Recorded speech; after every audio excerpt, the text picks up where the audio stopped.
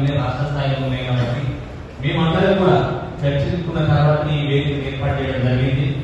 ముఖ్యంగా 10వ తారీఖు కేబినెట్ లో నిర్ణయం సరైన నిర్ణయం తీసుకొని ఏదైనా ఖచ్చితంగా 15వ తారీఖున 10,000 మందితో ఇందిరాపార్క్ దగ్గర ధర్నా చేపట్టడం ఇది కేవలం ఆరంభం మాత్రమే.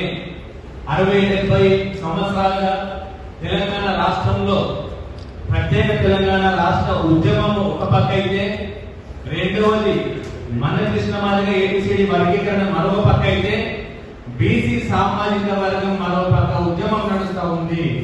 ఒక పక్క ప్రత్యేక తెలంగాణ సాధించుకున్నాం, రెండో పక్క ఏబిసిడి వర్గీకరణ సాధించుకున్నాం, ఇక మిగిలింది బీసీ ఉద్యమమే.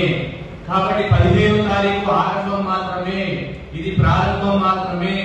ఒకవేళ అప్పటికి ప్రభుత్వం దిగి రాకపోతే మరొక సకల జనుల సమ్మె రాష్ట్రంలో ఉన్నటువంటి బీసీ వర్గాలందరూ కూడా, బీసీ బిడ్డలందరూ కూడా ఐక్యమై ప్రభుత్వాన్ని దిగ్బంధం చేయడం ఖాయమని చెప్పి కూడా ఈ సందర్భంగా తెలియజేస్తూ, ముఖ్యంగా అన్నం చెప్పిన రాష్ట్రంలో ఉన్నటువంటి పెద్దలందరికీ, రాజకీయ పార్టీలు ప్రతి పార్టీ బీజేపీ కావచ్చు, బీఆర్ఎస్ కావచ్చు, సిపిఐ కావచ్చు, సిపిఎం కావచ్చు, ఎంఆర్పీఎస్ కావచ్చు, ప్రతి ఒక్క సంఘ నాయకులకు, పార్టీ నాయకులకు ఇది అవమానంగా మీరు భావించండి.